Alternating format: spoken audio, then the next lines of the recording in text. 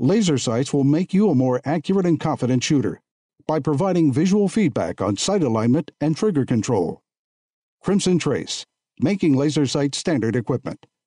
Learn more at crimsontrace.com.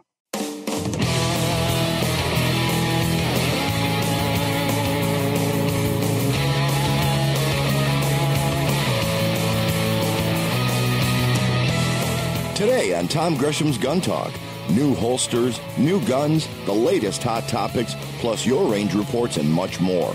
Call in now, 1-TOM-TALK-GUN. Now, here's Tom. Oh, good grief, we're going to have a whole lot of fun today. We're going to be talking about so many interesting things. We're going to talk about holsters, weird holsters that you may not have, but by the time we describe them, you may want. How about shooting your handgun upside down? Yeah, sure, makes sense, maybe? Well, when we explain it, maybe it will make some sense to you. We'll also be talking about some new guns, and I definitely want to talk about gun control and what's going on here. Silencers, we're getting a lot closer to a Hearing Protection Act because it's now been folded into something called the SHARE Act. We'll be talking about that. And let me tell you, you talk about something that's just driving the gun ban industry nutso. Holy cow. And they are raising so much money off of the whole idea of people will be able to get silencers and then the criminals will be able to use guns and we won't hear them going off. Idiots. A silencer is like one of the easiest things in the world to make. If criminals thought silencers were good, they would use them irrespective of whether they were legal or not because they are, after all, criminals, aren't they? You know, people who break the law? Yes. Okay, good. We got that. Good. Oh, by the way, I'm Tom Gresham, and you're listening to Gun Talk. I'm glad that you have made it in here. We are definitely going to be having some fun today. But, you know, for this whole thing to work, you have to participate. You have to give us a call. You have to tell me what you're thinking, what you've been shooting, what you've been buying, what you're thinking about selling. Don't do it. Oh, don't do it. We're always sorry about those, aren't we? Oh, yeah, and I would love to hear the one that got away from you. Either the gun that you didn't buy that you know you should have, or the gun you sold. Yeah, I got a couple of those. The gun you sold that later on you're thinking, yeah, man, I didn't really need the money, or maybe I did need the money, but I sure wish I hadn't sold that gun. I'd love to get those reports. Our number here is 866-TALK-GUN. Oh, excuse me. Let's get this party started here. Police find 15 guns stolen from 2011 burglary buried in the dirt. Okay, that's weird. I don't know what that's about. We have so many weird things going on out there. People stealing guns. We have in Chicago, you're going to love this one. Sometimes they just hand you a story like this, and it's so easy. You don't have to do anything with it. A gun control activist in Chicago got a gun and justified it by saying, oh, I'm not making this up, folks, but she got a gun. She's a gun control activist. She wants more gun control. She wants to ban guns. But she got a gun because she said her community is too dangerous to live in without one. Oh, God. Camelia Williams is the activist. She got a concealed carry permit, too. Okay, so she got a gun. She got a concealed carry permit. But she goes to Washington, D.C. to press members of Congress to pass more gun laws. Now, she says she grew up on Chicago's South Side, was personally impacted by violence. Let's see. She became gang activity, acquiring a gun at age 12. So she committed felonies. Okay. She lived violently until she had a son at age 18. At that point, she says she decided to make a change. She moved away from the South Side, got a GED and a college education, and began lobbying the state of Illinois for more gun control.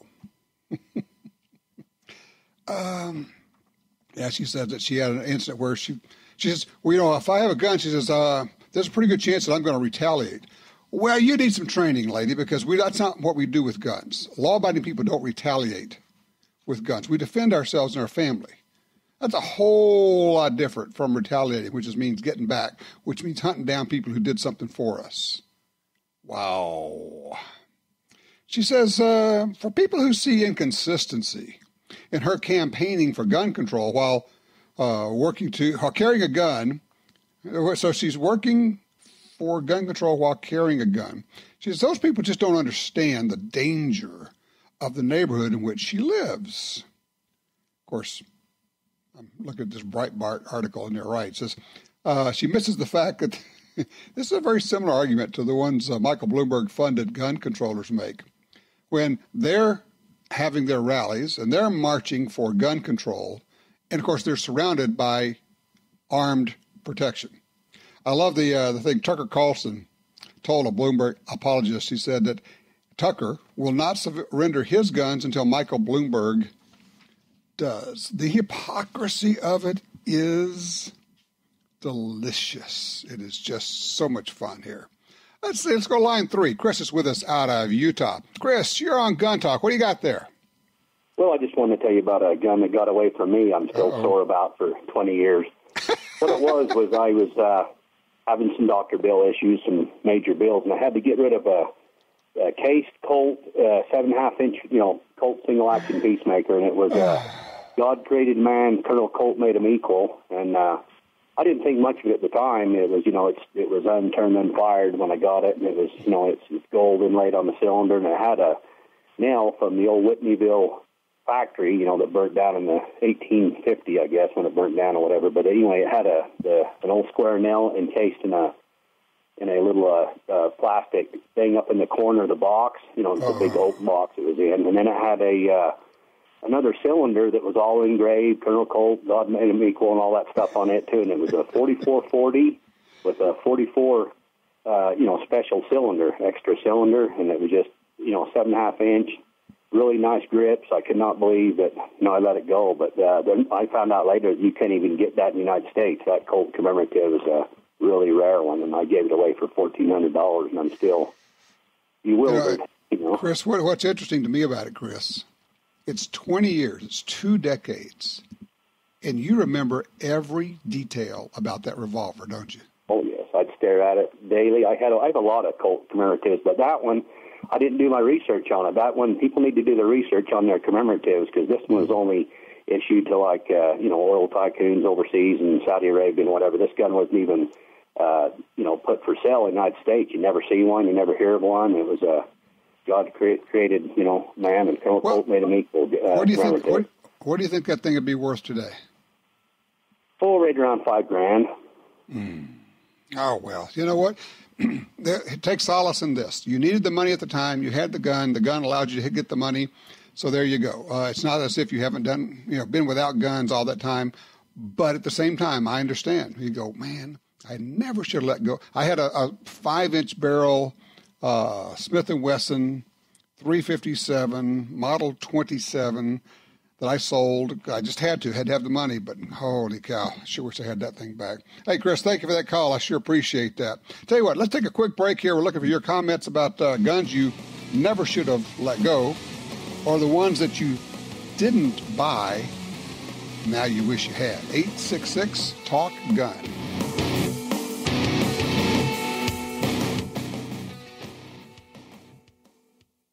For more than 70 years, Timney Triggers has been enhancing the shooter's experience. Whether it's a local competition, a day at the range, or even the hunt of a lifetime. Setting the standard in aftermarket triggers, Timney is now producing more than 170 models of triggers for bolt-action rifles, shotguns, AR rifles, and semi-automatic rifles. Proudly made in the USA since 1946. Find your new trigger at TimneyTriggers.com. The Black Hills. There's nothing like it on Earth. The kind of place where characters become legends. Wild Bill Hickok, Crazy Horse, Calamity Jane. Pick any part of the world and you'll find people go there to make it their own. But this is where people come to get made.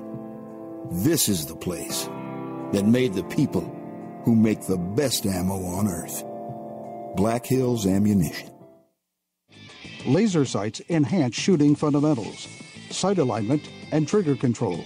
Training with laser sights increases muzzle awareness, improves and corrects sight alignment at sight picture, and aids in acquiring and maintaining sight picture in low light conditions. Call 800-442-2406 or visit crimsontrace.com for a free copy of our laser training video, The Laser's Edge, and learn why Crimson Trace is making laser sights standard equipment. Perhaps more than any other landscape, wetlands embody the life-giving abundance that nature has to offer. And perhaps more than any other organization, Ducks Unlimited is working to ensure that our continent's wetlands not only survive, but thrive for generations well beyond this one. The time is now to band together. The time is now to rescue our wetlands. Attacks happen every day. How will you react? See real people put into real-life criminal attack situations on First Person Defender. Discover what works and what doesn't. Kidnapping, ATM robbery, home invasion, and other attacks. Learn how to save your life and the lives of your family. Get the entire first season on DVD at shopguntalk.com. Get prepared. Shopguntalk.com. The Springfield Armory SOCOM 16 CQB is a serious package of .308 firepower with a long military background. 10 inches shorter than the standard M1A with a standard 10-round or the optional 20-round magazine. It's a thunderous close-quarters battle rifle that stops, fights, fast. Ghost ring rear and tritium front sights with a 5-position adjustable cheek piece. The SOCOM 16 CQB is ready for anything. Springfield-Armory.com.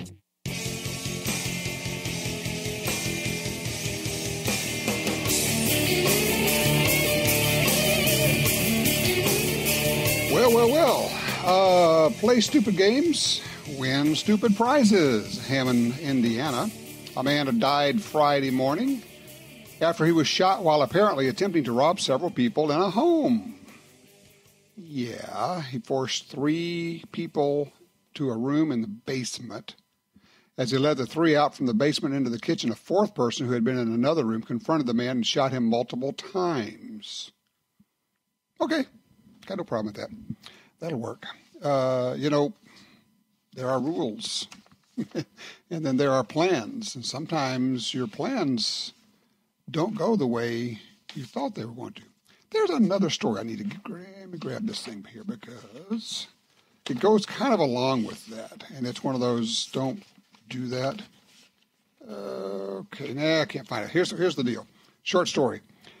A woman was robbing or stole some stuff like sodas and chips and things from a convenience store. A couple of employees tried to stop her. She wouldn't stop. She ran out to her car. A good Samaritan goes out to help, wants to stop her. She has stolen chips and soda, right? He stands in front of her car to block her. She just runs over him and kills him. There's a lesson here about thinking things through. Well, she won't run over me. Yeah, she might. What's the worst thing that can happen? Oh, I never thought of that one. Yeah, you might get killed. For chips and soda that were stolen from a place that's just a store, no. And that's why you got to think this stuff through ahead of time. You can't be reacting just, oh, boom, I'll just run in there. No, you're not Superman. You got to quit watching these, movies and TV shows and thinking that that's real life. Think this stuff through. Guy's dead. Okay? Could you, I'm just going to stand here. If you want to leave, you're going to have to run over me. Offer accepted. Zoom. There she goes. Good grief. Caesar, on Light 2, out of Texas. Caesar, what do you own there? Yes, sir. I just had a quick question for you. Mm-hmm. Do you know of any attachable lasers or laser grips I could get for a Springfield EMP Contour? EMP Contour. 1911 like, but smaller. But here's the problem. I mean, there are some nice laser grips available from Crimson Trace for 1911s, but I don't know that they make one for the bobbed grip. And therein lies your problem, I think, unless you got a Dremel tool and you want to start hacking on it. Yeah, I don't think I'd want to do that. Yeah, I'm kind of with you there. Have you contacted Crimson Trace? No, sir, I haven't yet. You might want to just go online and drop them a note and just say, hey, guys, do you have something that might work for this? And throw it out there, open the door a little bit and say, is there another way to get one of your laser grips to work on this? And just leave it open and see if they come back with, you never know. They may come back and say, well, we're working on that and we'll have that out soon. Or if you got really lucky, then they say, well, let's see what we can cobble together for you. I don't know that can happen. It may be impossible. But you know what? It's worth an email or a phone call. Okay. All right, good luck with it. I hope that works for you. Good deal. Let's see. Ed's in Anchorage. He's on one. Hey, moving to Alaska. What'd you do there, Ed? Hey, Mr. Gresham, I got a question for you. I moved to Alaska from Southern California, and I applied for schooling to carry a concealed weapon as far as hiking up here out in the wilderness, and went to the background check, fingerprints, and everything, and I passed now, naturally. But now when I went to renew it, I failed. A technician had reported me as being with a fiduciary to them, which I was told they didn't qualify to do that, but I had to get my paperwork in order, which I did. And Santa Monica Police Station reported me as being a felon, a drug dealer, doing prison time, and on parole, which there was no truth for. Now, I just got that paperwork squared away now.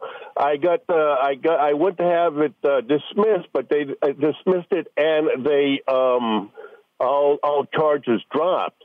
Now I sent it off to the first time I sent the VA letter to the FBI. They verified and said, okay, you got half of it squared away. Now we need the other half pertaining to the Santa Monica Police Station, which I just finally got squared away. I sent it off to them. I'll be hearing something from them soon. Is there a civil lawsuit, defamation lawsuit, or something like that, or do I just call it quits once they correct my paperwork and get everything back in order? I'm not a lawyer, but I'm going to tell you what I would do. I'd be happy I got it fixed. It's a shame that somebody screwed it up on that end, but do you want to try to pursue a civil lawsuit against a city? I mean, go live your life, man. Don't worry about that stuff. You got it fixed, just go. Yeah, okay, because that's about where I've been at now. Other than that, that's why I called. Now that's been me. Suing the government is you got to be ready to pack a lunch because it's going to take all day and all year and a while and a big bucket of money. And personally, I think you're better off saying, well, that was an interesting experience. Holy cow! I'm glad I got that worked out. I'm sorry that somebody screwed up on the record side of things, but just get through it, get on the other side of it, and go live your life. You don't want to be wallowing this thing anymore. Well, you're right. Correct. That's me, big guy. Seriously. Other than it's been on my mind recently, and I've been listening to your show on purpose. I get it. I know what you're thinking. You're thinking, somebody needs to make this right. Somebody needs to teach them a lesson. Somebody needs to make sure they don't do this again. Yeah, but there's a but here, and I'm generally not a shrug and move on kind of guy, but there comes a time when you say, it's not worth years of my time and tens of thousands of dollars of my money when I can just go live my life and say, okay, I put that behind me, let's keep moving. That's what I would do, Ed. Look, I appreciate your call, sir. You take care. Chris is in Georgia on 3. Chris, what did you just buy? Well, I was so tempted after I saw that great video you made over in Alabama with the R51 at the Remington plant. I said, well, that looks like my kind of gun, and it's a beautiful gun to look at. So I ordered one. I haven't received it yet, but I made the mistake of looking at a bunch of YouTube videos over the weekend, and now I'm kind of scared because those guys really pick on this second-generation model. But I'm still holding out that it might actually be really cool. The one I shot, well, actually two of them, they shot very well. Clearly there was a problem in one, and clearly there's a problem with the way Remington handled it. I am hopeful. I have not, I don't know. I will say this. Let me throw this out. There is a danger. While yes, we can get lots of information off the internet and even good information off of YouTube, there's also a danger because some people really like to pump up their YouTube views by bashing things or maybe dropping guns, which was recently a thing, as a way of really cranking up the views and making a lot of money from YouTube by monetizing those things. So, I mean, you have to understand that they make money from the views. So the worse it is and the more it's shared and the scarier it looks and the worse the gun looks and we can all badmouth everything, there's money to be made in that. Now, I'm not saying that what they're saying is wrong. I'm just saying choose your sources carefully. You've already purchased the gun? You're just waiting to get it?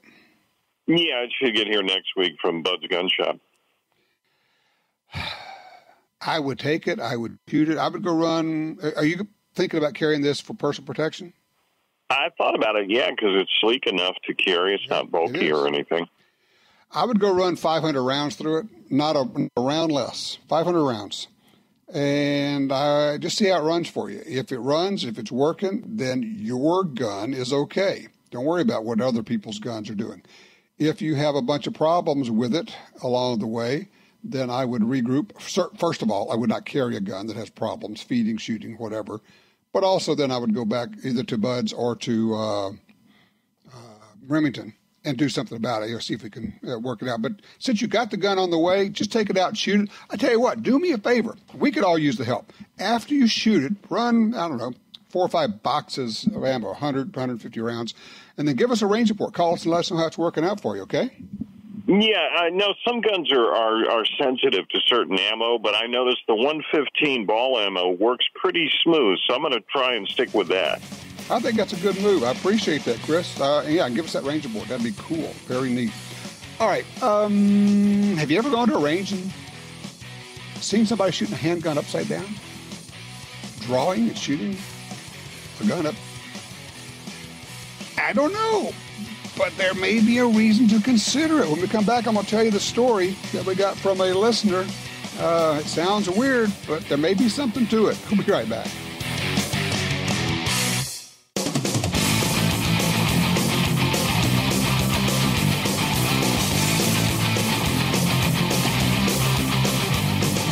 Sign up for our Gun Talk newsletter and join the Truth Squad at www.guntalk.com. Now, back to Gun Talk with Washington Times opinion page regular contributor Tom Gresham. All righty, back with you. Tom Gresham here, 866-TALK-GUN, or just dial Tom Talk Gun. We have a lot of things going on. Oh, here's one for you that'd be fun. On YouTube, our YouTube channel, go to the Gun Talk Media YouTube channel. I bet you can't watch our 30-second trailer for our upcoming show without laughing. Honestly, really.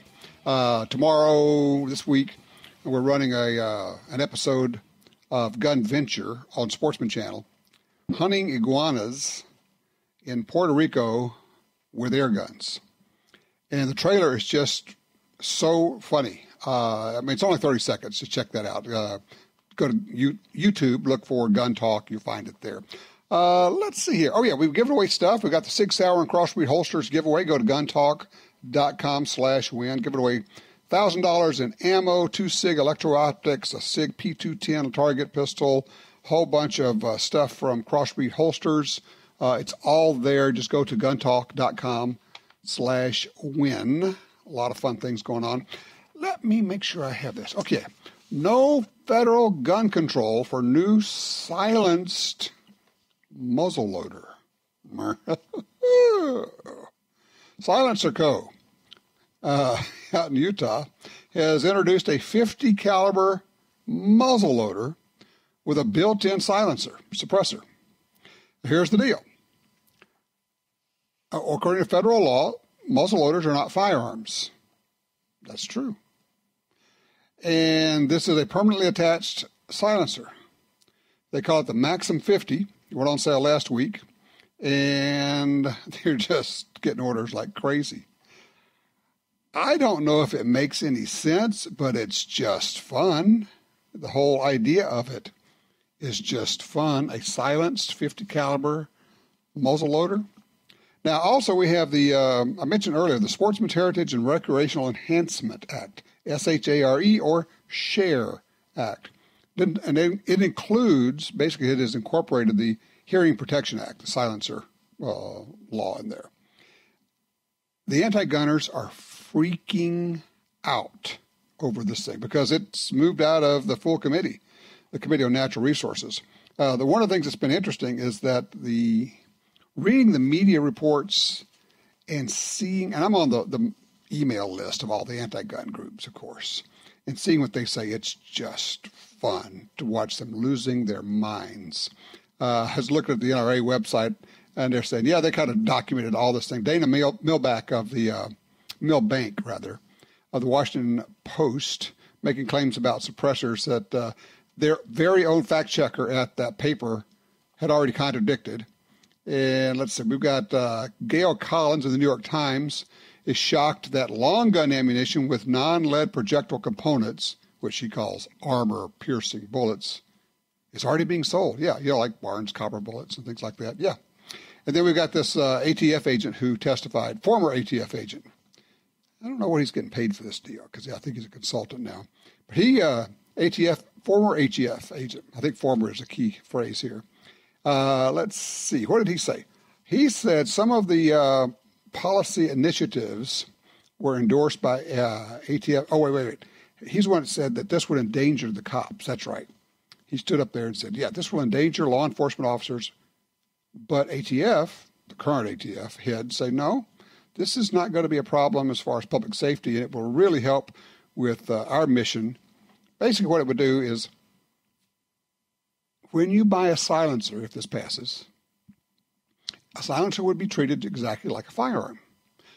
There would be a NICS check, a background check to buy it. But there won't be a year wait, and there won't be a $200 registration fee on a tube with some little baffles in it. It's not a firearm. It's a silencer. It's a little can. It's a muffler. It's a gun muffler. It's not a lot different from the muffler on your lawnmower when you actually start looking at it. So for those who say, well, there just won't be any restrictions on silencers. Well, that's not true. I mean, that's like saying there are no restrictions on firearms right now when you have to have an FBI background check when you buy one. It's kind of fun to watch them lose their minds. I realize I am easily amused. That's okay. Line 2, Joe's with us, Jefferson, Texas. Hey, Joe, home defense gun. What are you thinking here? Well, I thought I'd call up and give all you guys a little chuckle today because I've got a suggestion on perfect home defense weapon. You know, we listen to shotguns and pistols and rifles, and every time I go to the range and I take my little M&P AR-1522, and I can stand at 25 or 50 yards or certainly 10 yards and put as many rounds in a 5-inch square as fast as I can pull the trigger, then I convince myself more and more that it is a viable home defense weapon. Okay, based on what? On your ability to hit stuff? Based on the ability to hit and punch holes in a small area. Well, no, wait. Let me throw out a thought for you, okay? I can get a full auto BB gun and put even more holes in a small area faster than you can. Is that a home defense gun? No, but there's a little more power, and also based on the amount of ammo that you can have available in a 25-round mag, controllability, lightweight. Those are some. Now, look, Tom, for guys like you that are concerned about the no-knock warrant SWAT team guys coming in, you probably need the body armor. You probably need a little more powerful weapon than my M&P AR-1522. No, you're projecting here. All I'm concerned about is making sure somebody doesn't hurt me and my family, and so I want to have something that has controllability and is maneuverable, but has plenty of power because I don't know if I'm going to get 20 shots off or if I'm only going to get one shot off, and I want something that's going to make them stop doing what they're doing right now. And if there are like 5 of them, I would like to have something that would persuade them to go somewhere else. Let me ask you a question. You're obviously a gun guy. If you got an M&P 1522, which, by the way, is seriously one of the coolest guns. Guy. It's a serious. That's a really wonderful gun. I love the M&P 1522. Do you have an AR in 223? Yes, I do. Why would you want to use a 22 rimfire when you have a 223? You know, I'm just throwing some stuff out there. I'm not saying it would have to be my home defense weapon, but I am. Every time I go, I'm so impressed with the reliability, the accuracy, the lightweight, the speed, and I'm just thinking, you know, for the average thug that's going to, you know, the stereotypical thug that might come through your door, I think you may not thwart a Navy SEAL, a highly trained warrior, but the average thug is probably going to turn and run. Okay, I tell you what, I appreciate the call. I'm going to comment on that, but I've got to take a quick break. We're going to come back. I'm going to tell you why that's not a good idea, having just watched a video of a guy get shot 7 times with a 9mm pistol at point-blank range, and he was less than impressed with the whole thing. Bullets are like medicine. Sometimes it takes them a while to work. The smaller they are, the more time it takes. I'll weigh in on this just a little bit more. If you got a thought on this, 22s for self-defense. 866-TALK-GUN, or just dial Tom Talk Gun. Be right back. The hunt is on with the TC Compass from Thompson Center. The TC Compass bolt-action rifle delivers the accuracy, reliability, and functionality you expect from a Thompson Center rifle at a price that matches your budget. Available in your favorite center fire chamberings. All TC Compass rifles have threaded barrels for use with suppressors, compensators, and muzzle brakes. And they're backed by Thompson Center's minute of angle guarantee. Accurate, affordable, American-made. The TC Compass. Find out more at tcarms.com. Hi, this is Tom Gresham from Gun Talk. America is losing critical wildlife habitat at a rate of 1 football field every hour. It's happening on the Louisiana coast, but it's critical to all sportsmen and conservationists. These precious wetlands provide winter habitat for more than 10 million ducks and geese annually, waterfowl that migrate north through dozens of states. Don't shrug it off. Get involved. You can help. Visit vanishingparadise.org. Nosler has been a leader in bullets and ammunition for decades and keeps growing with new product introductions that follow this tradition. Accurate, highly effective bullets and ammo for long-range shooting, precision rifle competition, and big game hunting. To be the first to hear about new product releases and promotions, follow Nosler on Facebook and Instagram and become part of the conversation. You won't settle, and neither will we. Nosler.com. Hardcore tactical professionals who put their lives on the line every day depend on Surefire. For decades, Surefire has built the first and finest professional-grade flashlights, weapon-mounted lights, hearing protection, and suppressors. We build the best because lives depend on it. And we know failure is not an option. We design, engineer, and manufacture Surefire products right here in the U.S. For you, for your loved ones, Surefire. American built, American strong. Surefire.com. There's only one place where you can buy that firearm you've always wanted and turn it into your very own. That place is Brownells.com. Now offering a huge selection of firearms from all your favorite brands. Brownells is the spot to buy online. When you're choosing your gun, be sure to look over the enormous selection of parts, accessories, ammo, and more to make that firearm your masterpiece. Brownells.com. Serious about firearms.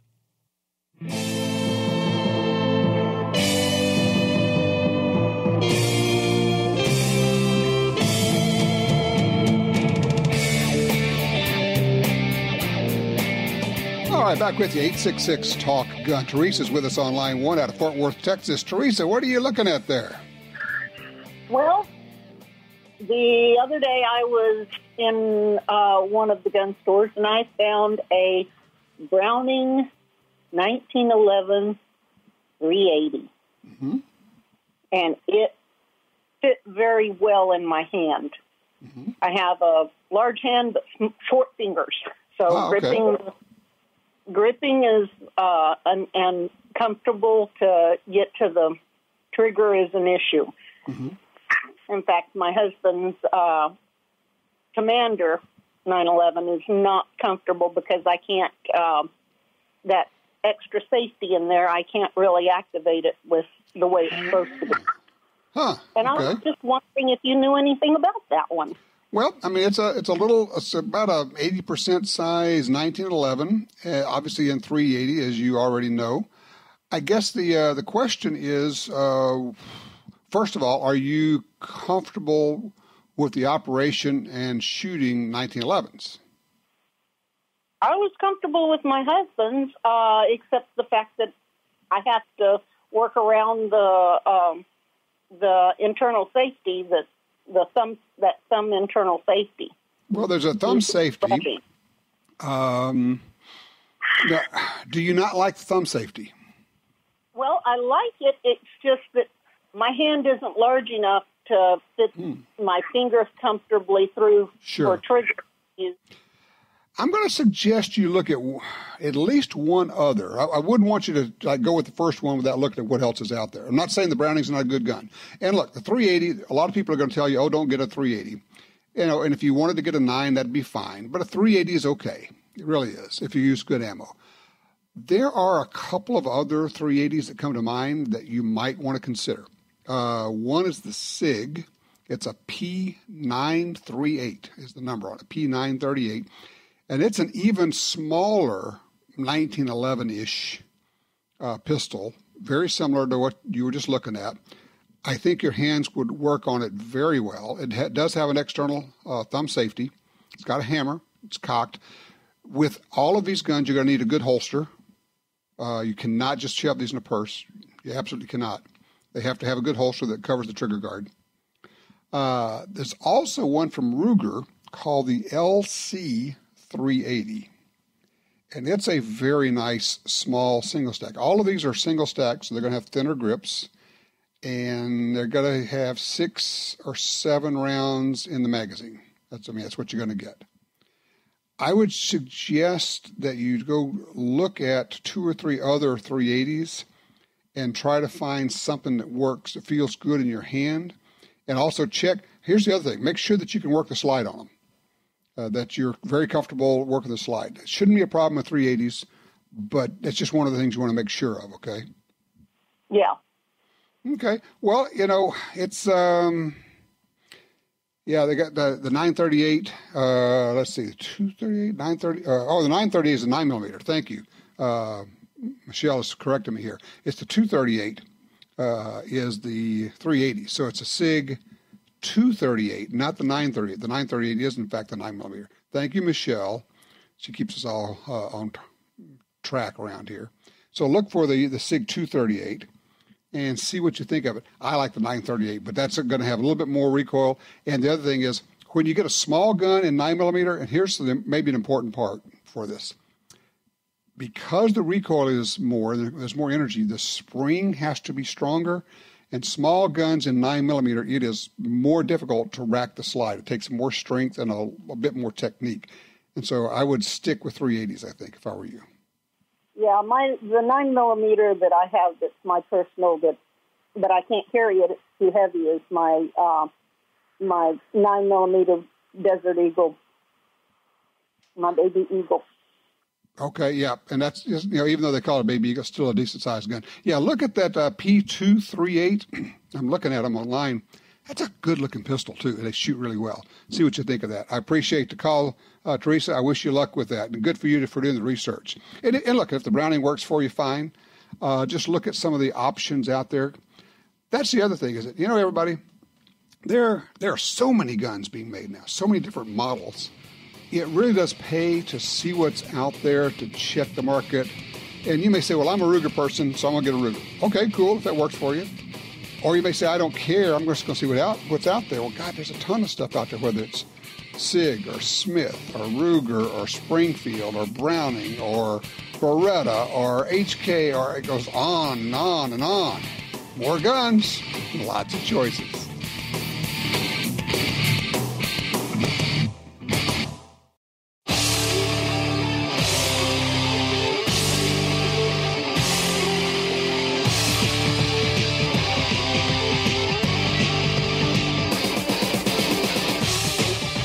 All right, little personal update and a request. Maybe a little urgent. We are past the demolition stage in our house. Started framing in. We're down to the studs. All the sheetrock is gone. Kitchen's gone. Bathrooms are gone. Tiles gone. Everything's gone. This is after our fire. It wasn't a big fire. Just got smoke everywhere. My request for you is this, and you've heard me talk about this, and just a reminder for those that may not have heard it. My wife was at the house when the fire started. She had a chance to put it out. She didn't because she didn't know how to operate a fire extinguisher. She literally was standing 4 feet from the fire, and there was a fire extinguisher 1 foot from her foot. She thought about picking it up, and she thought, I don't know how to run that. Took off running, which is good. She's safe. Nobody got hurt. But we lost the house because she could have saved the house. If you're thinking, well, everybody knows how to do that. No, what we discovered in the aftermath, as we ask around, is that a lot of people, and particularly a lot of women, say, no, I don't know how to operate a fire extinguisher. Well, teach everybody in your family and all your friends how to do it.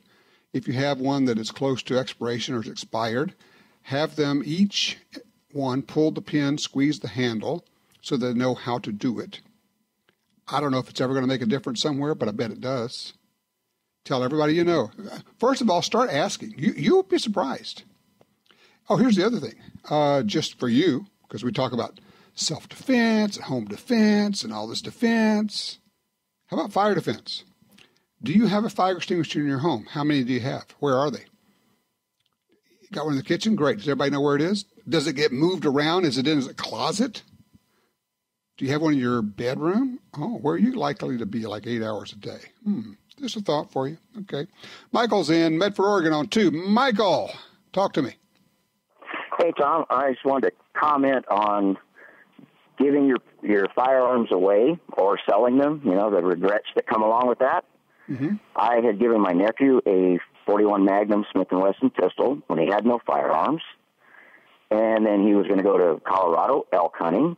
I gave him a 300 Winchester mag, Parker Hale, excellent rifle. Mm-hmm. And then he became kind of financially well off. He got into competitive shooting CZs.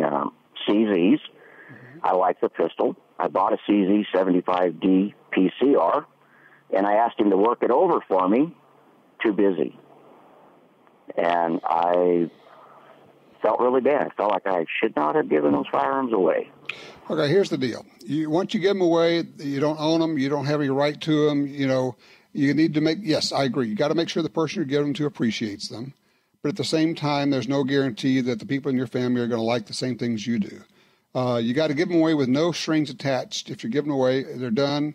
If you use it, great. If you never use it, that will make me sad, but that's just the way it goes. I appreciate the call, sir, and I understand what you're feeling. I did forget to get back to this. I said when we came back, I was going to talk to you a little bit about using a .22 for self-defense in your home. Essentially, it's a bad idea, unless that's all you can do. And I think our caller knew that. Just watched a video of a police officer shooting a guy at about 4 feet. Shot him 7 times with a 9mm. Guy standing there, shot. I mean, finally goes down after 7 shots. And that's with a 9mm. What do you think it's going to take with a .22? Will you have enough time? Okay, you're given 0.7 seconds to make this problem go away. I can get 3 or 4 shots off in 0.7 seconds if I'm already on target, at least that many. But if I need 7 shots, what are you going to do? Now, if it's a .22 and you need 20 shots to make your point, you kind of see where I'm going. If it's all you have, it's all you have, and I get it. But if you have a choice of having something more powerful that you can shoot, that you can control, go with the more powerful decision maker, the argument ender. It's only your life and the lives of your family members. I think you owe it to them to do a good job with this. We'll talk about it on the backside.